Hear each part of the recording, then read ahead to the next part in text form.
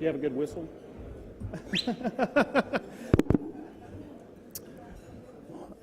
Thank you guys for coming today. This is a really great turnout for our yearly AGC AIA joint membership meeting.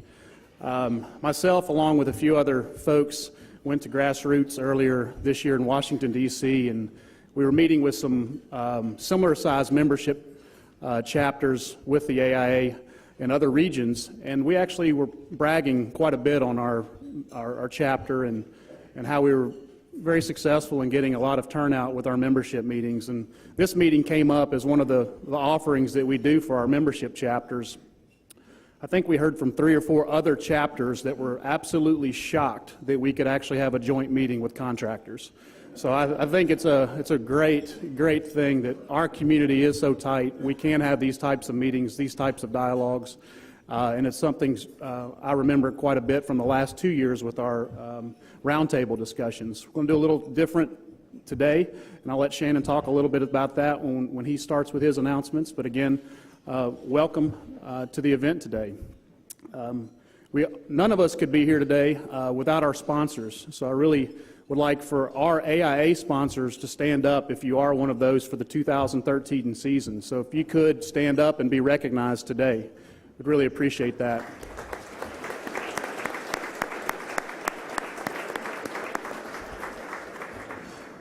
Notice a lot of the AGC members, you guys can be sponsors, so we certainly hope you guys will start to participate a little bit more. So general contractors, subcontractors, we really hope. We couldn't do what we're doing, and we hope that our offerings are raising in value to you guys yearly now. One of our reminders, and got a few announcements to make. We're in the season. Some of you guys remember from last year the Zero Landfill Project. We're a proud joint sponsor with that this year from the AIA chapter, working with IIDA and the Zero Landfill Initiative here locally.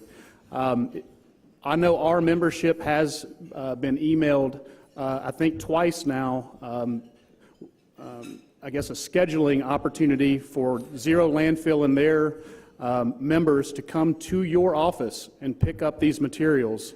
And if, for those in the audience that don't understand what this is, I'll try to briefly convey that, but simply we're trying to repurpose the samples and the materials and binders that we generally as architects and contractors see build up in our office as projects occur, projects get completed, and those samples tend to kind of hang around our office quite a bit.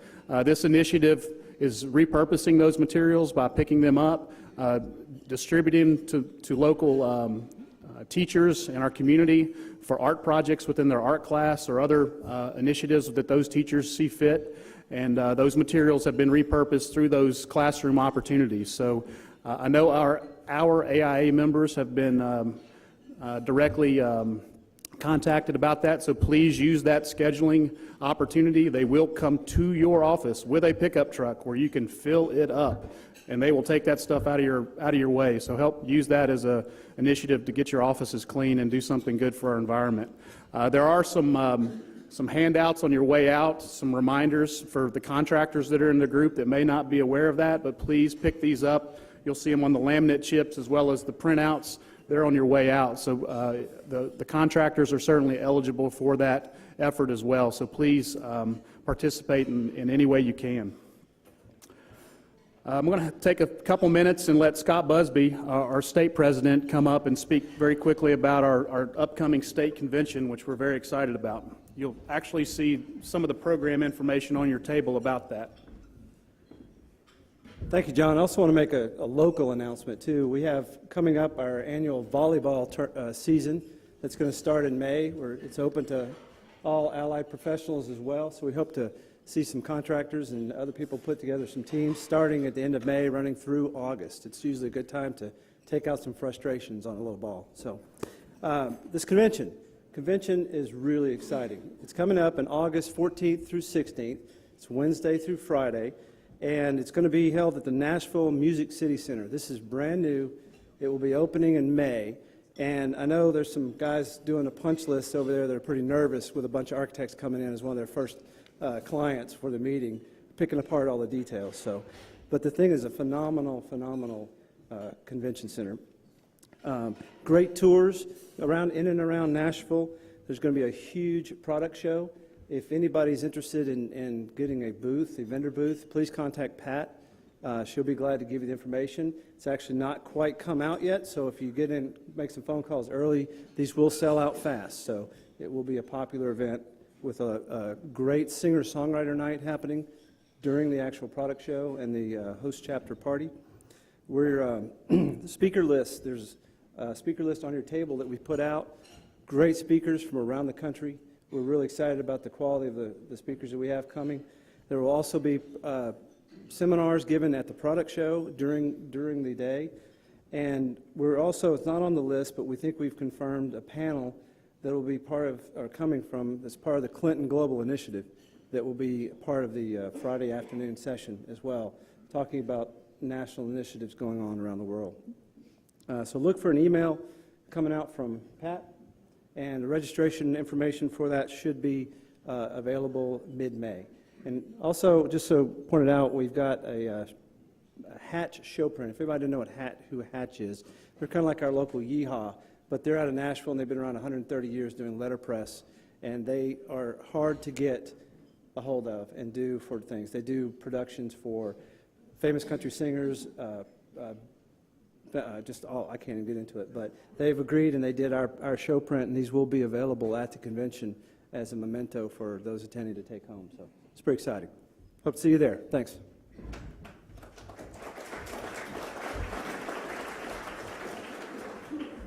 Thank you, Scott.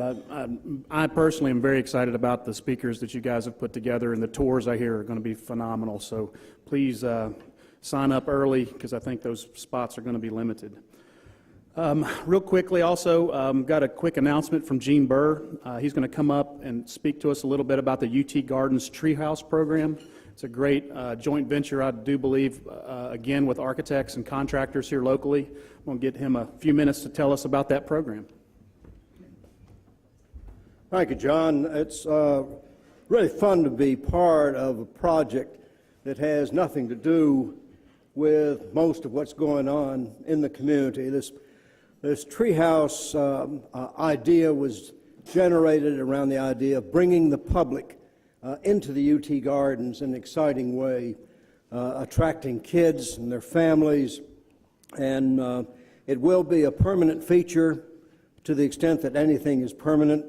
The theme that Dr. Sue Hamilton, the director of UT Gardens, gave to the project was children are our greatest legacy and nature is our greatest teacher.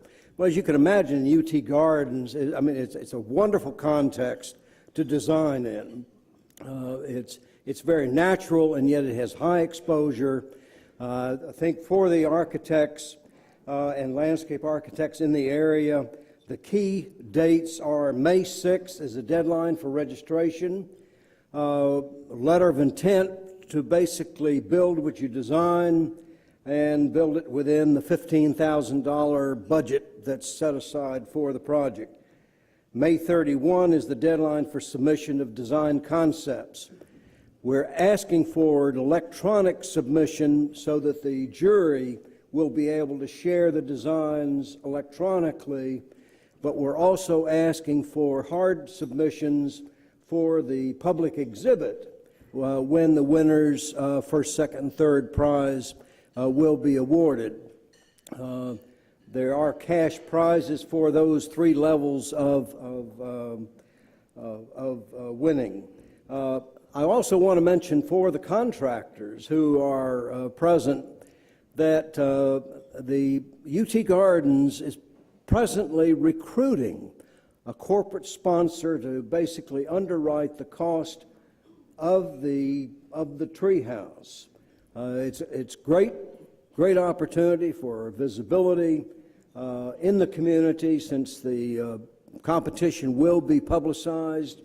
And if you aren't already in contact with and you're interested in being considered as the corporate sponsor for this. I strongly encourage you to contact Dr. Sue Hamilton, who's the director of UT Gardens, and her number is 974-7972. And I can give you her email address if you prefer to have it. But I think of this as a real opportunity for the architects in the community to display their talent in creating something that will be primarily of use to children. It's a educational, environmentally educational device to bring children and the families into UT Gardens, which is a great space. You know, it's visible from Nayland Drive. It's right there on the UT Ag campus. And you'll have an opportunity to visit the site, I'm sure, and there will be a small sign designating the site that's been chosen by the UT Gardens for the treehouse. The competition programs have been distributed to the local architects, so I assume everybody that has a copy or wants a copy has a copy, and if you don't, call Pat at the AIA office. I really appreciate the support of the AIA in helping to get the message out. So look forward to seeing on May 31st a lot of your entries on display when we announce the winners. Thank you, John. Thank you. I'll be real brief, and just a quick reminder about our next meeting. It's the kind of the kickoff to our design series lectures that are going to be happening this summer and into the fall. We have LME Architects from Chattanooga. They'll be here with us. Very excited about sharing their work in their region with us. So thank you. And again, Gene, I appreciate your work on this. This is a pet project, and I really appreciate your effort on this, and I think that the Treehouse Project is something that's very exciting. Nashville did this a few times at Cheekwood and was very successful. It got lots of regional recognition, and again, I hope that we have that same aspiration here. So I'll turn it over to Shannon, let him do some of the AGC discussion, and then we'll get our discussion started. So thank you. Thanks, John. I'm Shannon Sapp, and on behalf of the AGC, I just want to say thank you to the AIA for letting us join you this month for your monthly meeting. You know, it's I guess this is our third year of doing this, and it's been a great event the last 2 years, and so we're all really excited about having this opportunity to come together. A few quick announcements on behalf of the AGC. First, let me just introduce a couple of new members, if you would just stand when I call your company name. Trinity Contracting Services and Straight Insurance Group. Is there anybody here from those companies? Well, and then we've also got some guests that we want to welcome. Keith Jamerson, Architect, Acme Block and Brick, and Joseph Construction, and Pro Vigil. So if you're here, stand up and let us recognize you.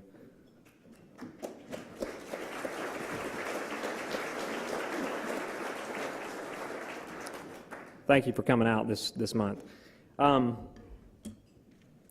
A few announcements about some upcoming events.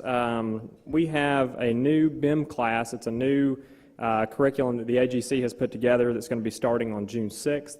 So if you're interested in sending some of your folks through some training for BIM, there's information available at the AGC, and we'll be sending out some flyers in the near future about that. Couple of upcoming events. Next Tuesday, the 30th of April, is the Construction Leadership Council is hosting a joint industry event, and we're really excited about this event. It's really been put together to bring together everybody in the construction industry in the Knoxville area, and it's going to be held at Calhoun's on the River next Tuesday at 5 p.m. It's going to be mostly kind of a social event, an opportunity to get together. And just spend some time. The Construction Leadership Council is mostly, the 40 and under crowd, the young and mid-career folks. So if you haven't received a flyer on that and you're interested, come contact Kim or Sharon at the AGC, and they can send you some information. I think that the folks at the AIA also have that information, so hopefully you've received something and are planning on coming. And then lastly, our next AGC membership meeting is at Peerless on June 17th, so hopefully you'll plan on attending.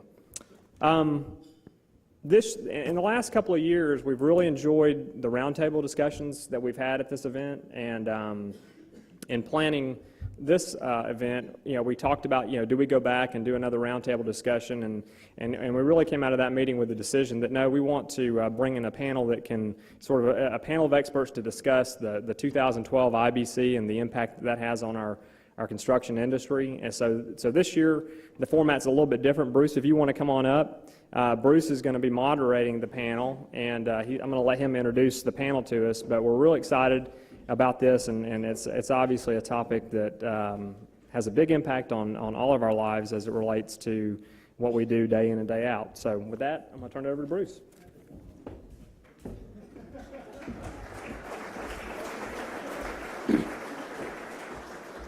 Well, thanks, Shannon and John, and thanks for both AIA and AGC putting this on today. For our panel members, if you all want to go ahead and come up, and I'll while I'm talking here. The first thing I'm going to say is the codes. This is not a sexy topic at all. So we're going to keep this as light and as light as we can today, and very casual. The four folks we have up here are great folks that have been involved with not only the adoption of the new codes in Knox County and the city of Knoxville, but also involved in other ways, and that's the implementation of the code. First person I want to introduce is Dave Berry. Many of you know Dave has company professional engineers here in town. Dave has a BS degree in civil engineering from West Virginia University. Graduated in 1973. He serves as the Chief Executive Officer of Professional Engineers, which is a small business veteran-owned engineering firm specializing in geotechnical and construction materials engineering. Prior to joining PE, Dave was with Law Engineering for many years and served in both its Knoxville and Atlanta offices. Dave today is going to talk about the third-party material testing. Many of you are familiar with Chapter 17 of the new 2012 IBC Code and the vast difference that's going to create, not only in the design community, but also in the construction community. So he's going to talk about what that means to his client base in terms of what needs to be done under the new code and associated cost impacts. Second is Beth Eason. Beth is a principal architect at Elizabeth Eason Architecture. She's a graduate at the University of Tennessee and has been an AIA member for many years. Beth is a founding member of the East Tennessee U.S. Green Building Council and served 2 terms as chair. She currently serves on the Knoxville Board of Environmental Appeals. She previously served on the Knoxville Tree Board, Knox Heritage Board of Directors, the Knoxville Energy and Sustainability Task Force, and Governor Bredeson's Tennessee Energy Policy Task Force. Third member of our panel is Tom Reynolds. Tom has a BS in chemistry from Tennessee Wesleyan College in 1973. He is a former teacher, farmer, and Tennessee registered contractor for 20-plus years. So, Tom, you've run the gamut, haven't you? He's been an employee of the city of Knoxville since 1998, serving in various positions, including building zoning, plan review chief, and currently Tom is the deputy director of building inspections and plans review for the city of Knoxville, and also as our main building official. And last but not least is Roy Braden. Roy is with Knox County. He's been our Knox County building official for 25 years. Roy graduated from Pellissippi State and Tusculum College, and again has been with Knox County for quite some time. So, first of all, a round of applause for our 4 panelists.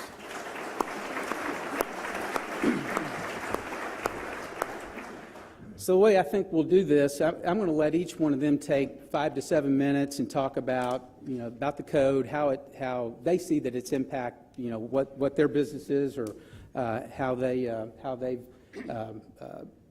interpreted some of the code, some of the new code aspects, and I think we'll just probably open it up to question and answer after that. So I'm going to start with Dave Berry, and so Dave, go ahead and talk to us a little bit about, I guess most specifically, Chapter 17. All right, quite surprised I only got 5 to 7 minutes. I was told an hour. It's quite shocking. Today, I thought I'd introduce the new code to you in terms of a little bit of information of where it is, what it's about, and then get to Chapter 17, which is just one of the many chapters of the new code. The city approved the new code. This is correct, on December 11th and 12th. And it goes into effect May the 1st of this year. So you have plenty of time to prepare for it. If you go to the city site, to the plans and reviews section, they have listed on their website all the new codes have been adopted. And it's called the codes that are currently in effect. It's a very nice listing so you can understand what the game's played under now. Also, and by the way, there'll be these hands out I'm talking about will be on the table as you exit if you're really interested in it. I know all the architects have this committed to heart. Contractors didn't even know it existed until today. So, there's an article in here about the ICC. That's the International Codes Group, and they're the guys who really started this IBC and put it together. And this is the third generation, I believe. It was 06, 09, and now 012. And their intent is to update the code every 3 years. Our technologies are changing so quickly that like the old Southern Building Code lasted forever. This is going to be updated every 3 years. So you're going to have to stay on top of it, and particularly where your office has projects being built or designed under the different codes. Right now there's people that have buildings under the 6 code, the 9 code, and probably now with the new codes out, it'll be 12 codes. So some of these projects get designed and don't get built for 3 or 4 years. Also on the city's website, they have a listing of all the materials available from the city, and they have it in both loose leaf and soft bound. Is that correct? All right, so it's available and it's priced quite reasonably. I suggest that all of you get a copy of the new code. It is so detailed, and I know you're smart people, but you cannot commit this thing to memory. I've been in this testing business for a long time, and each item I have to go back and assure myself it is correct. All right. If once you get the copy of the code, you'll go in there and they'll go through process. And one of the nice things I saw was they have a listing in there that tells you a brief description of what's in each and every chapter. So if you refer to the code, you don't have to go through the thing. You can go and see what the highlights are in those chapters and then find specifically what you're looking for. Now, spatial inspections and tests. Spatial inspections and tests, for some reason, have been from the 06 code. And we've been exposed to it locally because other states have required the IBC prior to the city and the county here. So, and the engineers, the structural engineers who spec a lot of the stuff that we do, has shown it on plans and specs, although it has not been enforced. They have recommended that be the program. The issue you have with that approach when it's not funded. This is to be an owner-paid inspection. Now, there can be agreements between the owner and the contractor in that payment where you do both quality assurance, which is this program, and quality control, which is the product, the building, and that type of thing. So a company such as myself, once it's approved, can do both functions on a project. Once upon a time, a long time ago, the quality assurance, quality control was done by the same organization. Then when we got the nuclear power industry come into play, they had their own program, and those two got totally separated. And so now it can be merged back. You know, the testing companies are totally independent, and, you know, they're supposed to be regardless of who's writing the check, give honest opinions and test results. In the spatial inspections and testing section of the new code, it's very specific. They have tables and tell you what the line item to be done is, and they tell you what the frequency is. And the frequency is either continuous or periodic, and they put definitions with those. In today's marketplace, the issue or the problem we're experiencing is when you tell someone you're going to have a person on a project continuously for a concrete pour, which is 14 hours, but he's only going to make 2 sets of cylinders, they go ballistic. It costs a lot of money to have people on projects. They're used to having somebody run out, make a set of cylinders, leave, and the contractor go ahead and finishes his pour and so forth, you know, and that's a $200, $300 item. And now you're talking about somebody continuously on site who's watching the entire operation, the concrete trucks arriving, the initial discharge of the truck, where the water's added, to test the samples in the right location for the truck, and that whole thing. Much more stringent. Periodic is the old-time methodology in the 80s where I get a call from one of Bruce's superintendent. We're pouring concrete in an hour. We need somebody out here to make a set of cylinders. Can we get by with 2 cylinders? And so that's addressed in here also. It's right now, I think the next generation, you're going to see more of the specific kind of things addressed for areas not covered. Right now, in section 17, in some detail, there's a section there for construction steel. There's a section there for concrete construction. A section in there for the verification and inspection of soils, not dirt, soils. There's another section in here for driven deep foundation, piles, anything that's driven to the ground for foundation support. And then there's a section in here for cast in place, drilled deep foundations, drilled piers for old folks, caissons. So this is not new to us. We've seen it from the 06 and the 09.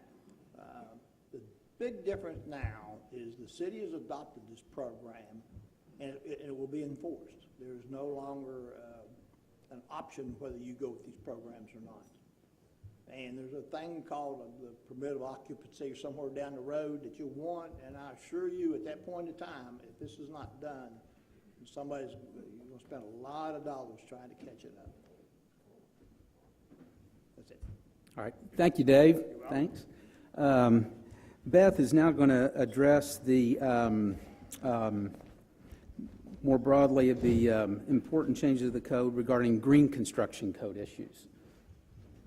Okay, I'll start out by saying that the IGCC is currently being reviewed by the city. It has not been adopted by the city yet, and it has been adopted by the county, but is voluntary or optional. So the IGCC is the International Green Construction Code. It was published for the very first time in March 2012. There were some drafts prior to that, but the actual first version of it came out in March of 2012. The AIA has actually been very involved in the development of that code. They said they've not only been at the table, but they've also made leading that process a priority. So over the last decade or so, I think we've all seen sustainability move into practices, especially in the last 10 years. And I think it's interesting that at last year's AIA meeting, that the board of directors ended the sustainable design continuing education requirements, and they said that they recognize that sustainable design practices become a mainstream design intention in the architectural community. So until now, a lot of different jurisdictions have used their own green policies or have used LEED or things like that if they wanted to raise sustainable construction standards with incentives or for TIFs or in special districts. But a lot of those were not specifically written to work in conjunction with the ICC family of codes. That's what's different with the IGCC. It is written intentionally to coordinate with the whole family of ICC codes. One thing that's important about it is also flexible. It's written so that jurisdictions must actually go into the code and make decisions about what they're going to enforce, what they're not going to enforce. And there are several places within the code where those decisions have to be made. That brings up some other issues because it is something that can be customized from jurisdiction to jurisdiction. First, the jurisdiction has to be really careful to make sure they go through that checklist. Second, that means that architects, designers, contractors that have buildings within different jurisdictions will have to check very carefully and make sure they have the exact copy, if it has been adopted, of what selections have been made in that area. So one question is, what is the scope of the IGCC? And so it applies, if adopted, it applies to commercial buildings except for industrial, manufacturing, and temporary structures. There's an option for a jurisdiction to apply this for residential buildings if they select that. But residential occupancies of 5 stories and higher, it does apply to those. The things that are unique about the IGCC, there are 2 major categories that are unique. First, that it has elements such as commissioning, training for building operations, maintenance. It has water quality requirements, site development and planning requirements that typically have not been part of our codes. And the second thing that is unique about this code is it's an overlay code. It's not a standalone code. So it's intended to be an overlay and to work in conjunction with all of the individual ICC family. Okay, so there's a question about how complex is this code going to be if it's adopted or if you choose to use it.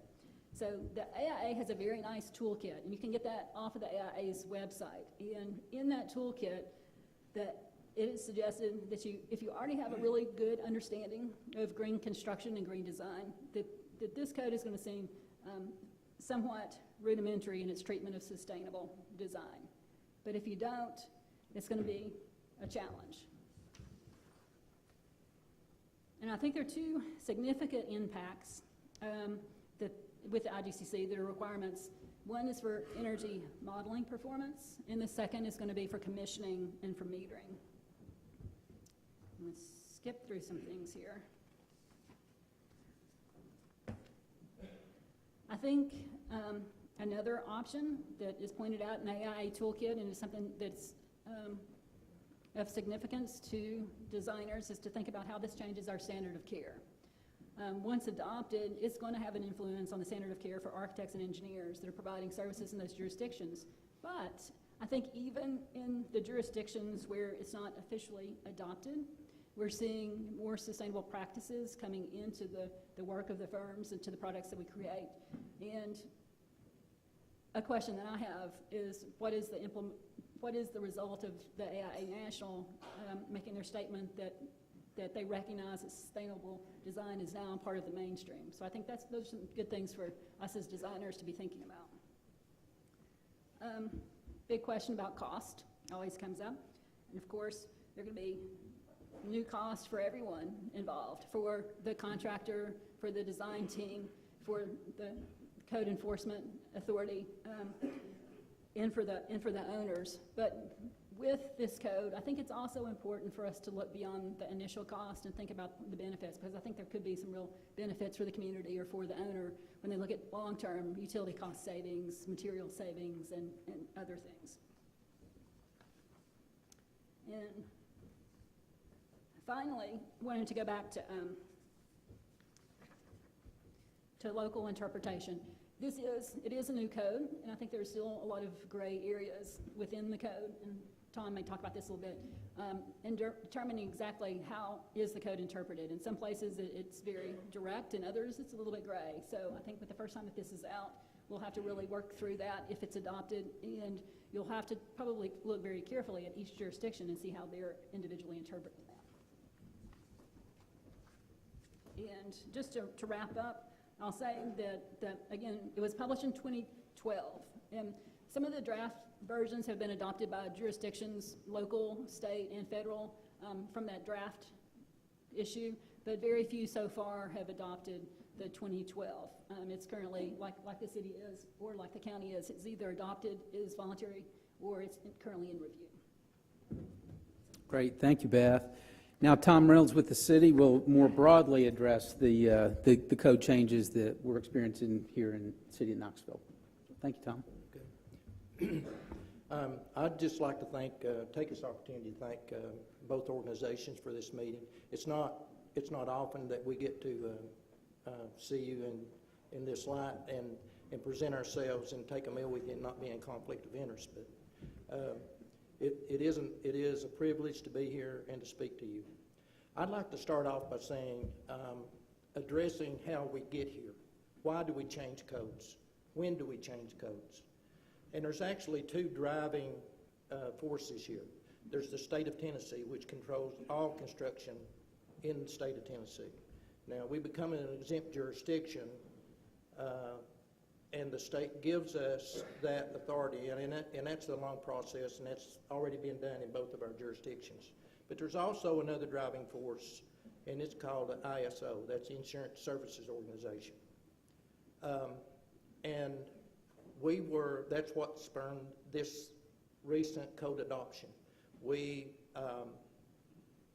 The ISO comes to evaluate the city, not just the building department, but they will evaluate the fire department. They'll also evaluate our utilities, because those are all hooked in together.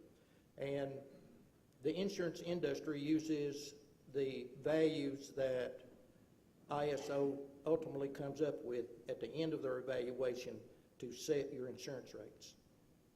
So you can see how important that is to our economy and our city. So it's important, and it's a priority that we stay current. Requirement. It's not something that Roy and I won't just start in doing and want to do. It's a requirement really of our city. So when the ISO came to evaluate us, just this most recent cycle, we had not adopted newer codes.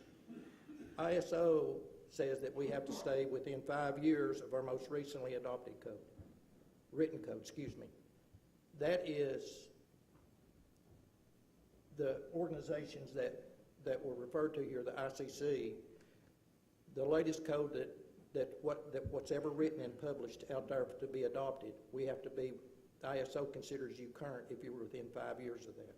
The state of Tennessee says that you're current if you're within 7 years of that. So there's some difference there. ISO requirements are much stringent, and I've learned a lot about ISO because in this evaluation we're going to initiate residential plan review. That's something that's really new and that you need to know about.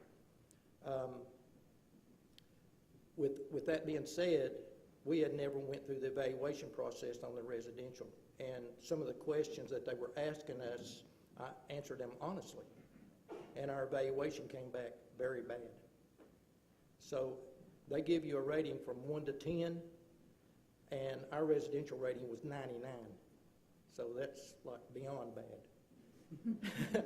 So way beyond bad. So anyway, we knew that if we were going to do that we really had to do something to make sure that our process was compliant with them. There really wasn't any use to doing it. So anyway, one of the biggest things that they look at is if you're current with your code. It's training of your personnel, what checklists for your planned review, and maybe even inspections. The more detailed you are, the better rating you get, and they do this on a point-based system. So I just wanted to give you some idea of why we adopt these new codes. We don't just do that just to make it more difficult for you. It's a requirement for us. The other thing I'd like to talk about in relationship to that is And I'm not going to talk a lot about that because I'm just going to talk a little bit about zoning. Zoning is something that's a moving target and it's constantly changing. And I think both architects and contractors need to keep that in mind when you're starting to look at a job, because that affects it. You can either do it or you can't. There's not much use evaluating that situation if the zoning won't allow it.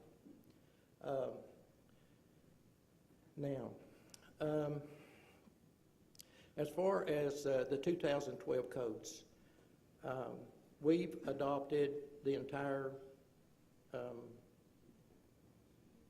suite of codes with the exception of one or two. There was a wildlife code that we didn't adopt. We've adopted all the sub-trades, two codes. The probably most interested to you is the International Building Code and the Residential Code. In conjunction with that, there is the International Existing Building Code, which you would deal with existing buildings in that code. I like to say that the two building codes are representing new construction out of the ground.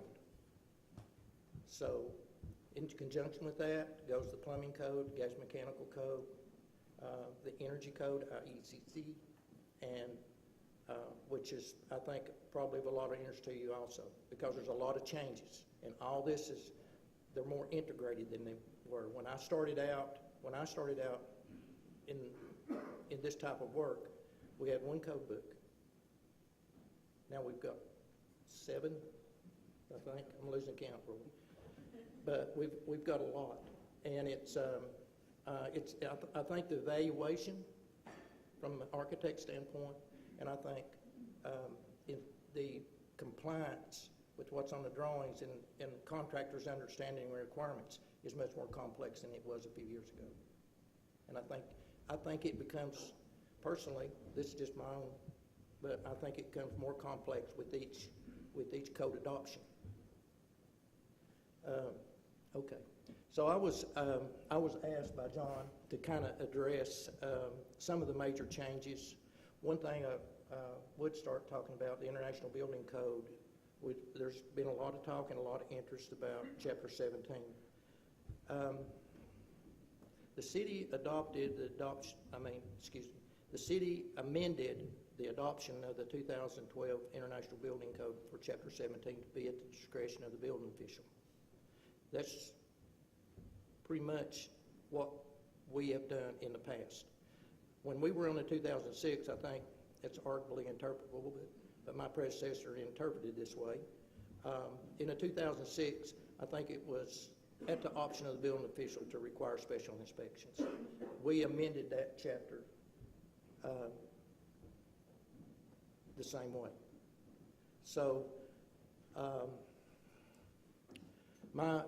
with that being said, I guess I'm the one that would be requiring it, wouldn't it? And the biggest question that I've had, I think, from contractors and from architects is when would we initiate that requirement?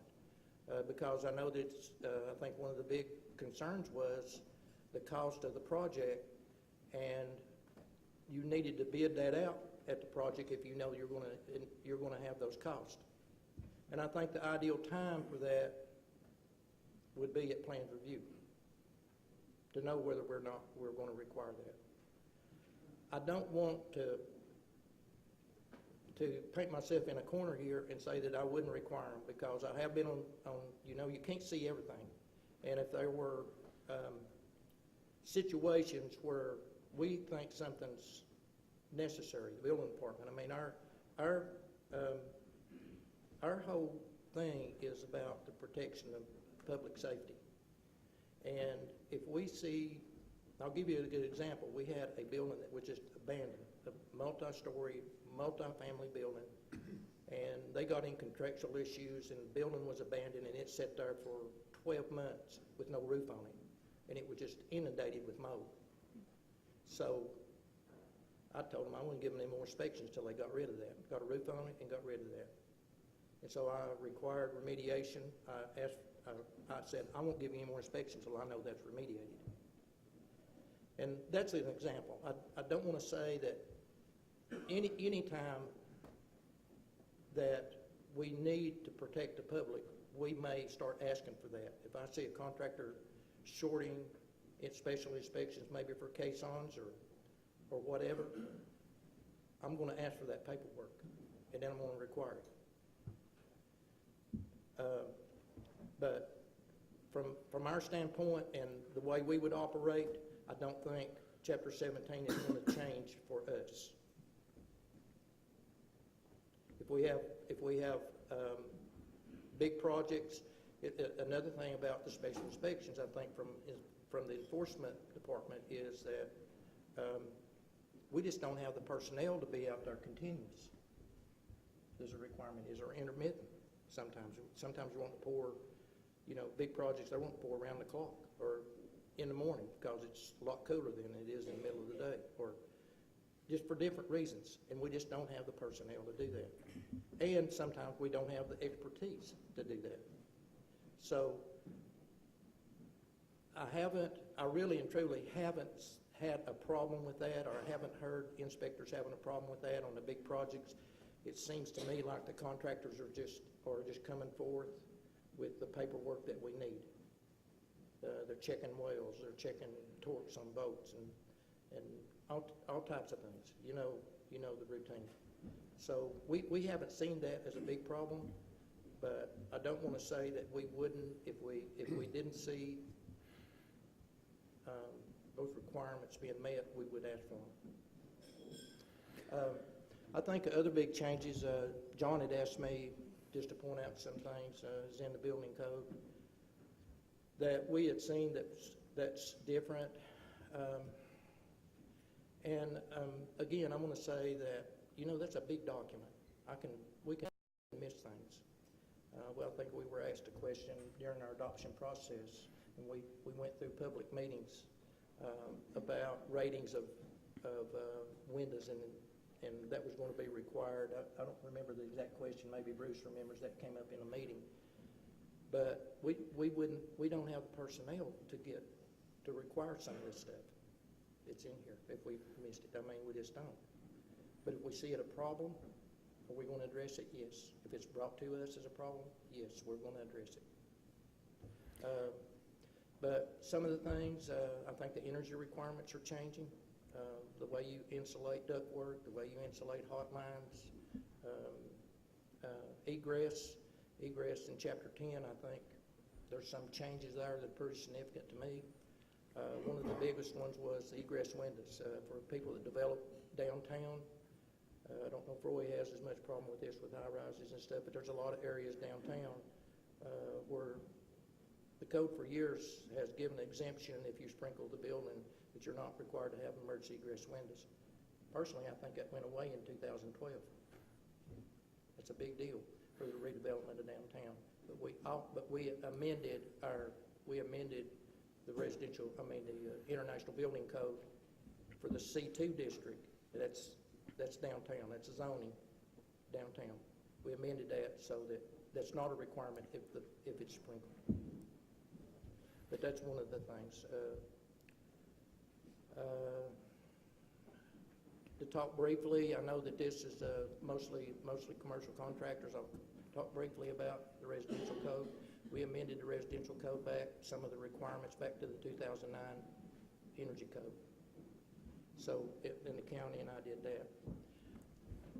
I'm going to close because I'm sure you'll have a lot. You may have some specific questions. We'll do our best to answer those. But one thing, and I want you all to know this, is both organizations, when we started talking about these codes, the building officials in all of Knox County started talking together so that we would adopt a code that would be consistent in Knox County. And we did our very level best to do that. We did that in 2006.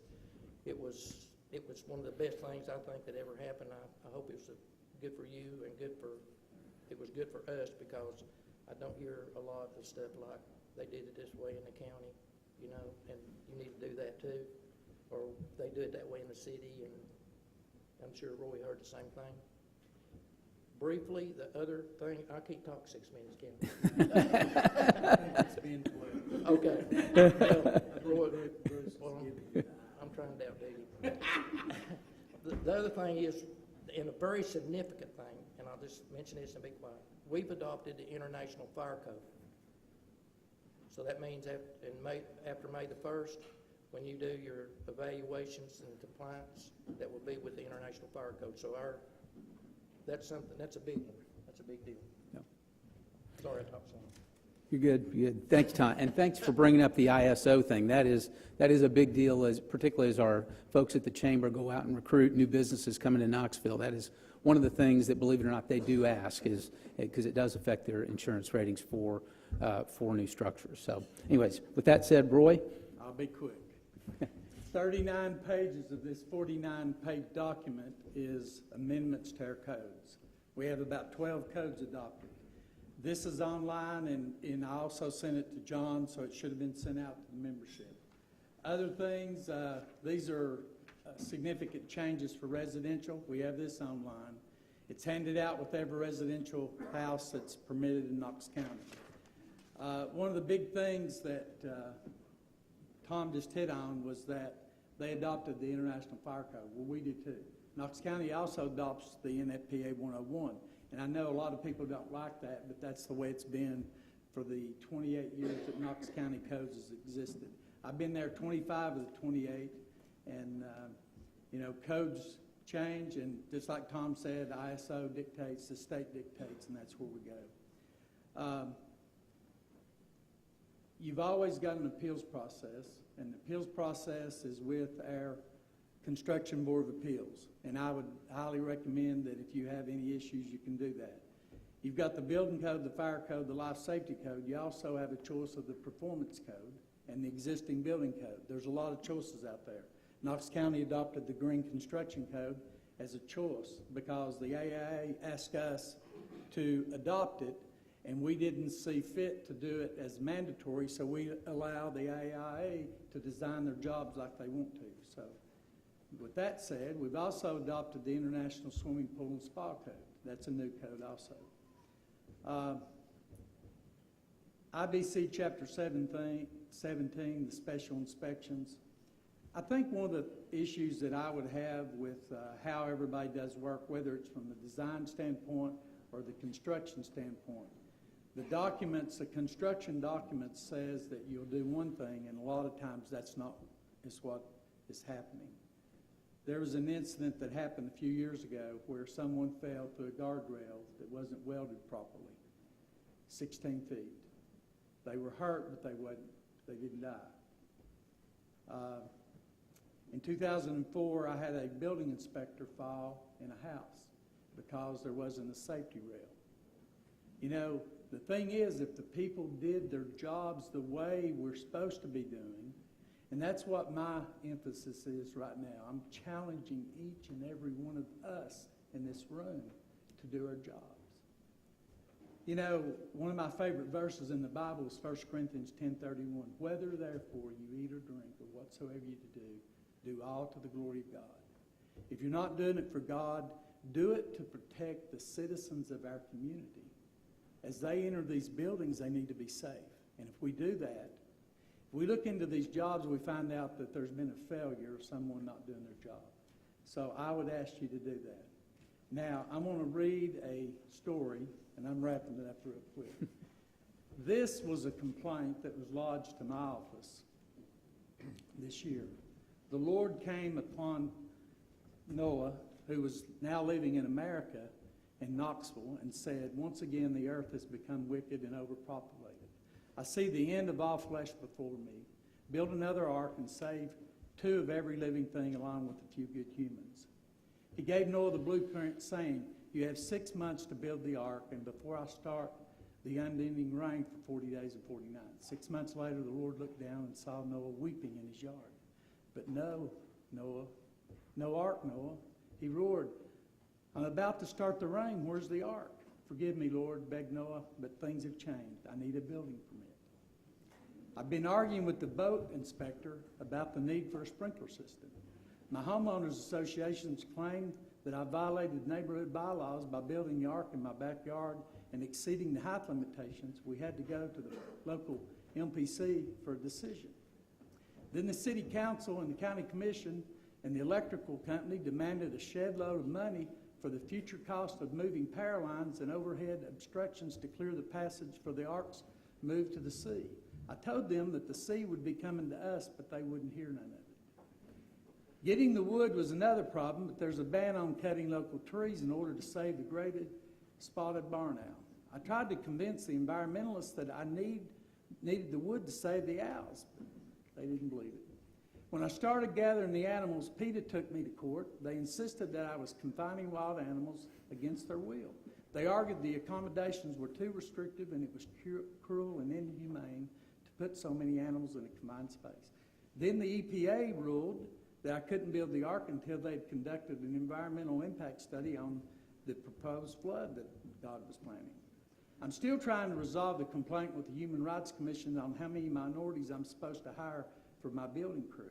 The Immigration Department is checking the visa status of most of the people who want to work. The labor unions say I can't use my sons. They insist I have to hire only union workers with ark building experience. To make matters worse, the IRS seized all my assets, claiming I'm trying to leave the country illegally and endangered species. So forgive me, Lord, but it would take at least 10 years for me to finish this ark. Suddenly the skies cleared, the sun began to shine, and a rainbow stretched across the sky. Noah looked up in wonder and asked, "You mean you're not going to destroy the world?" "No," said the Lord, "the government beat me to it."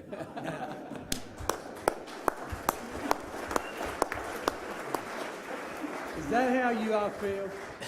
Trying to muddle through all the restrictions, the regulations, and all that. And you know what? We feel bad about putting it on you, but that's the way it is. You know, it is hard. We try to fix things and we mess them up sometimes. And you know, all I'd ask y'all to do is work with us. We want to work with you. We want to get to where you need to be for your client's sake. But for most of all, we want to protect the safety, health, and welfare, and especially the life of the citizens of our county. And you know what? I want to ask you to do one thing. I'm going to ask you to commit to doing, if the job is worth doing, it's worth doing right the first time. And if you're not going to do it for God's glory, do it for yourself and to protect the people that you're working for and getting paid by. Thank you. Great. Very well put, Roy. Thank you very much. Thanks. All right. We've got a few minutes for some questions. I've got a few softballs written down. Yes, go right ahead. Roy, how do you go about enforcing a code that is optional? Well, the idea was to give the AIA the opportunity to design buildings and use the Green Building Code and get any credits that they can. And I was asked to adopt it in lieu of LEED so that architects would have options. So that's why it's optional. I would concur with that because we were approached and the city agreed to that too, but we since have been relooking at it. Other questions? Yes. Both the city and county requiring architectural stamps on residences over 5,000 square feet? And if so, what constitutes 5,000 square feet? We're supposed to be doing that, and I think that we would look at it as finished space especially. And then if there's some that looks like it's going to be finished soon, that we probably count that also. I agree with that, and that's a state requirement. Other questions? Yes. Chapter 17 costs are going to be significant for some of these projects. If an owner wants the contractor to pay for those, is that allowed, or is the current code require the owner to pay for them?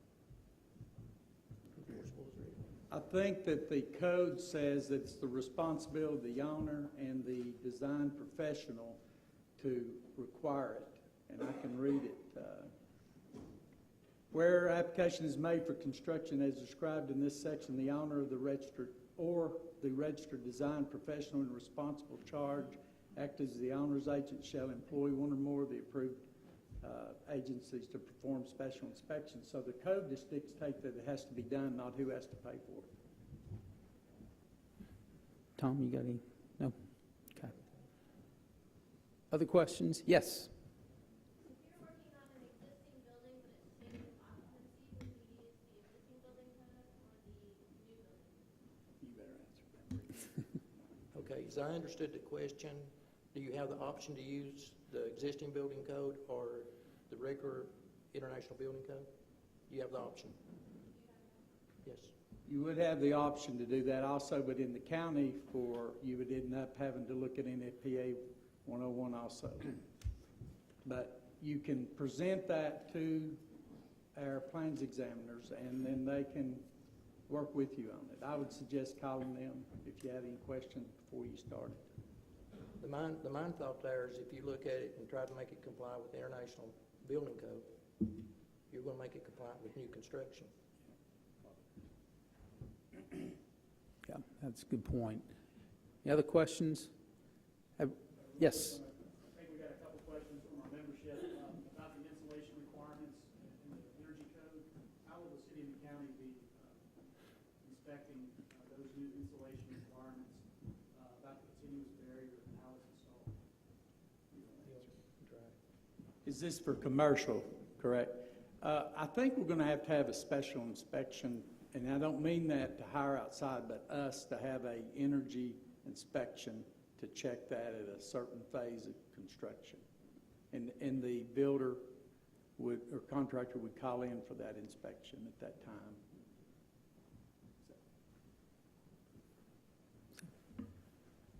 From the standpoint, I mean, I agree with what Roy said, and we're already doing insulation inspections in our required inspections. And we've only had a couple of projects. We've actually reviewed, I think, 4 projects under the 2012 code. And that'd probably be the best way to do it. We've not got to that point with any of those yet. Okay, maybe got time for 2 more questions. One question I've got, Farragut. Did Farragut do basically the same thing city and county did? Farragut, I believe, is going to adopt this month or next month, and I'm not positive, but it's real soon. And they will not make as many amendments as the city and the county did. Okay. Okay.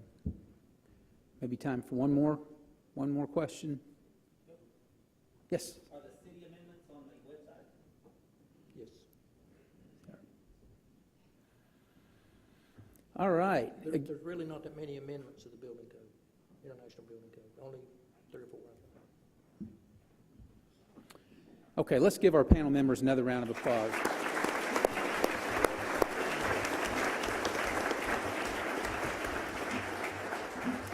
Shannon, John, you want to close? All right, it's 1 o'clock. We're adjourned. Thank you for coming.